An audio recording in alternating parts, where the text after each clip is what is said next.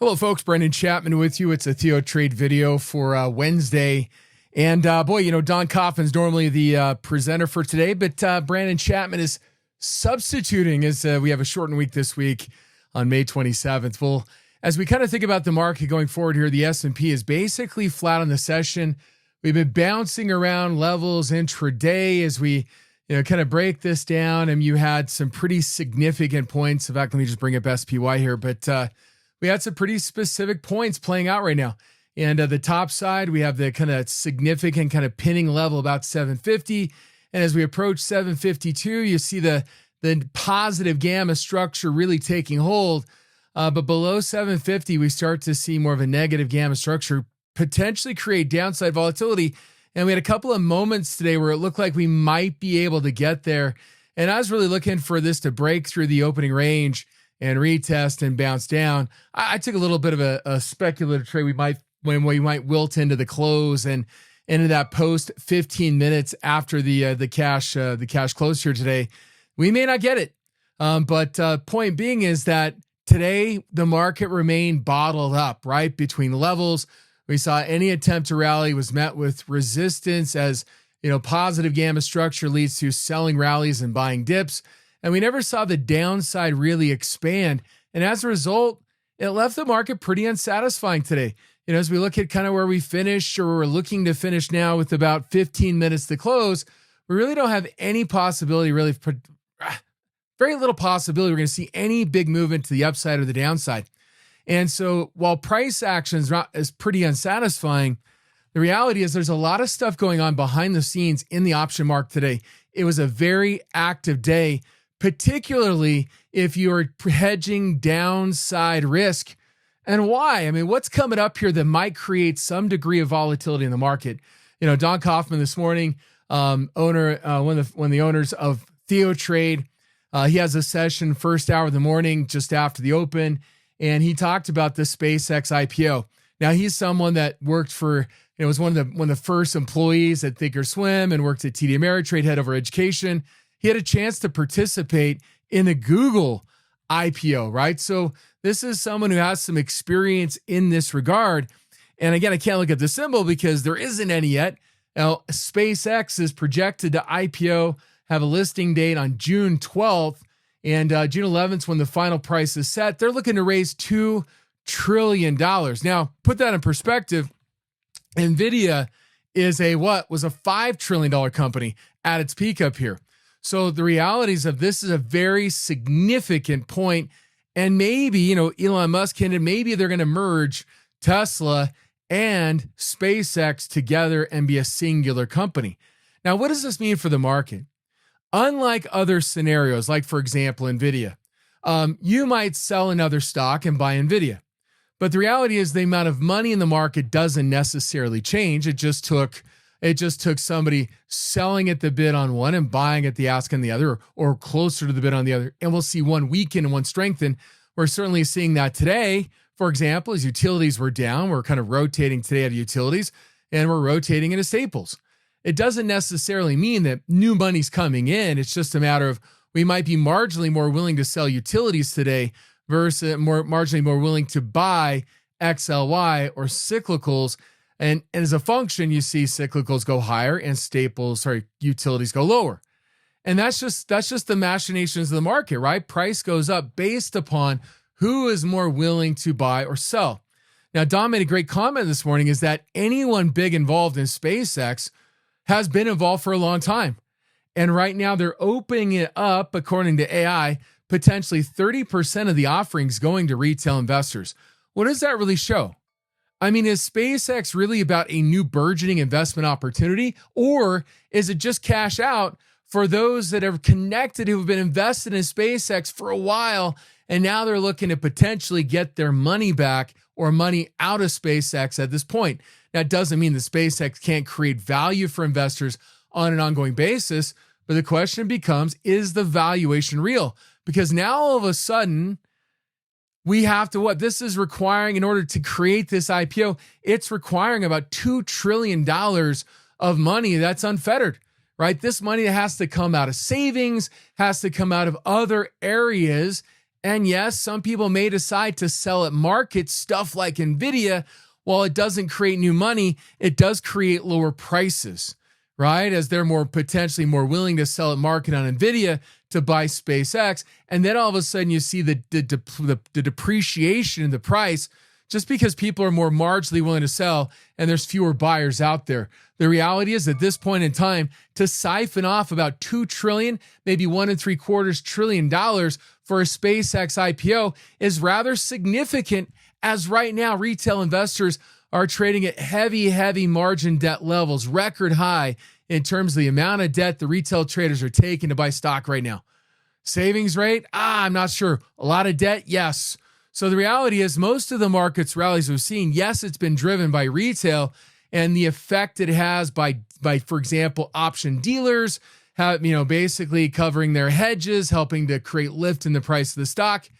But this might be a point right now where the market could be at a pretty big transition. And we look at the advance just from low to high, off the low down here, for example, to a potential high right here. We're talking about a 20% advance in about 41 days, right? 58 calendar days, 41 trading days. So essentially 2 months of trading and we're up 20%. It's pretty phenomenal. And as we look at the potential for a SpaceX IPO requiring about $2 trillion of unfettered cash to go in to support that IPO, where's it going to come from? Increased leverage on the part of retail.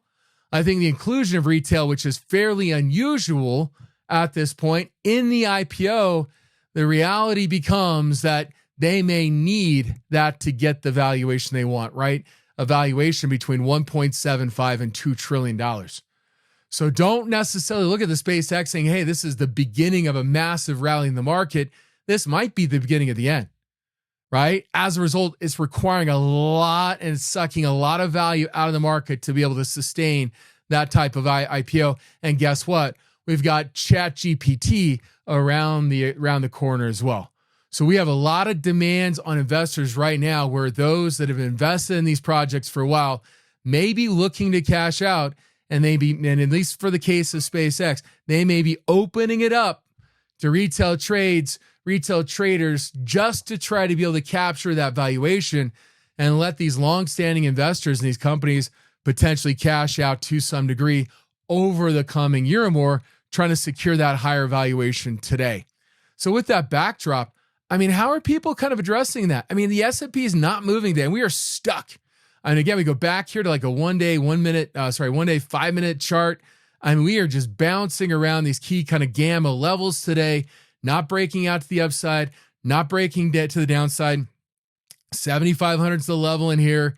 And so as a result, not a lot's happening, but that's not necessarily everything, right? There is another market to this.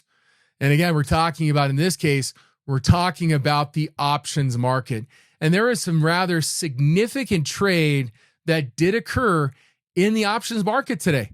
Here's AAL. Those are some significant 82,000 contracts bought in AAL. Are we about to see oil prices surge? Are we about to see an escalation? Well, look, they traded 15,000 contracts in one trade, 27,000 contracts for the day in Devon. If we actually see oil prices rise, we could be in a significant trouble here, right? If we start to see that come in. I had a trade on JetBlue looking for a squeeze. I closed that out today towards the high, just worried about the potential that oil prices, while we're sitting at lows down today, did not create much lift to the S&P. We're flat on the session, despite the fact oil prices declined 4% today. Look, I know the promise.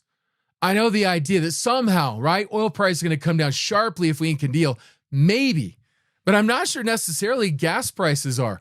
We're shipping off a lot of distillates. We're net importers of oil, but all these different products that oil produces, we're net exporters of those products. Yes, we're dipping into the SPR maybe to provide for that gap in the supply.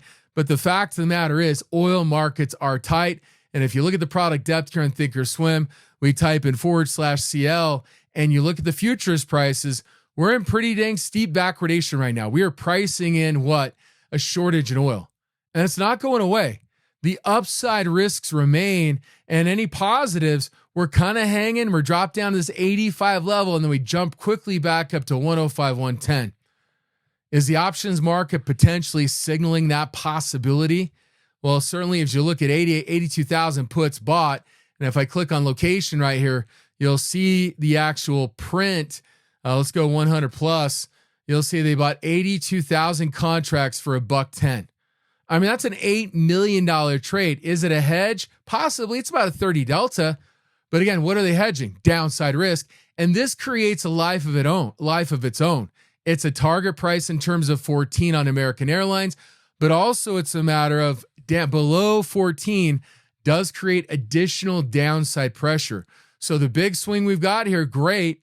Yeah, we've gotten that kind of, if you're long these stocks, it's been a patient process. We originally went long in Block Hunter back here off the lows and closed it, took another position in JetBlue, closed that, both profitably. But the idea being is we may be running its course, and today's option activity does show or look like some downside potential, maybe some upside in oil. And the great thing about Devon right now is that, look, and when you bring up DVN, we had a pretty large gap here in the price back here. We ran, we fell back again. We're back at the same level of support. And when you start to look at the gamma exposure, what you'll find is that a lot of that exposure is at much, much higher prices. For example, $50. So the point is that we got some buying in here, the 47.50s, the 50s.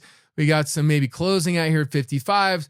But the point being is that we really don't have a lot of resistance in terms of positive gamma unless we really start to run back towards 50. I think the door is open here for a nice run of over 10% if oil prices rebound and help create that bullish bias. Well, what else we got going on here, right? Look at EEM, 17,000 contracts. We just click right there. Again, we'll filter this out and focus. There's no other tool like this that allows you to really drill in and find the activity this fast. Nothing. 17,000 contracts bought at the ask for $2. Again, it's a $3.5 million trade right there. We're looking at what? Downside, right? 68, 20,500. Again, what was that? It was bought in one print, 20,000 contracts. These are institutional level trades stepping in emerging markets in KRE, 25,000 contracts. Again, what are they doing on KRE? We'll type in KRE up here. And again, I'll kind of expand this out and we'll see the spread trade that was put on. They bought the 69, sold the 27, 25,000 contracts looking at downside in KRE. And that's not all, for example, right? 67 gets you right there on KRE. Again, that's a pretty reasonable downside move. And notice that banking in general, XLF finished down nearly 1% and finishing just barely off the lows. If we flip this around, look at XLF. Well, what kind of pressure is forming in XLF? Well, if we actually look at a couple of stocks today, I'm just going to reset my filters. And again, we'll look at JP Morgan. This would show up in my one-click block trade, but in this case, bought 3,500 contracts near the ask price. Those are 275 strikes for July 2nd. Now, these are much more diverse in terms of buys and sells. This is an actual singular block trade that an institution is putting on for 3,515 contracts. That size, and it's playing the downside. What about Bank of America, right? Let's bring up BAC here. Now, there's a lot of trade in BAC, but notice the 50 and 52, okay? These are the ones that really kind of stand out. Maybe the August, I didn't really dig into this one here, but those are two big ones. But all you have to do is look at this. If we consider Bank of America and we look at the downside potential, or BAC, all you have to do is look at the statistics for today. And earlier we saw very, very lopsided and still flattened out a little bit in here. But this earlier today was 25% at the bid and about 45% at the ask. Very, very big differential. We still have a decent sized differential right now. We're definitely more biased to the downside in Bank of America. What are we seeing right now? Trepidation of financials. Well, look, folks, I mean, if we're expected to raise rates here, possibly with the new Kevin Warsh coming in, new Fed chair, uncertainty, flattening yield curve. This is not good for banks. It's not good for regional banks as well that are more lending focused. Now, we do see some bullish trade here in CLF, for example. We see bullish trade in stocks like RXRX. Today, you see 5,000 contracts. They're buying the $4 strike price near the ask. And so again, we see some buy side activity in RXRX. RXRX. And again, across the board, we're seeing these being bought here. So again, we're seeing a lot of pressure in RXRX today. We are seeing a company that is at the moment kind of breaking out today. And again, almost closing near the high of the session. Probably faded just a little bit. We're back against this level. But again, a $4.50 target in the coming weeks to month or two. That's some upside. Celsius Holdings, again, the institutions are showing we did back off the high a little bit today, but Celsius Holdings right here, you'll see for the most part, predominantly buying call options. CLF, again, a big breakout today, predominantly buying calls today. So again, there's no other platform like this where it's this easy to identify the biggest option trades, whether you're seeing just that continuity trade, just a lot of retail piling in, or large block trades from the part of institutions stepping in big time at these levels. Again, CLF today. So that kind of brings up the bulls and the bears for today. But again, the tenors, we're seeing some big time put option activity come in at the market high, hedging downside risk in some key areas like financials, for example. And we'll see whether it starts to spread across the periphery in semiconductors and others. And again, right now, this is a point where you got to be a little cautious as we move forward in the next couple of weeks leading into that SpaceX IPO. Well, folks, we'll catch you on the Monday video. Have a great one. Thank you.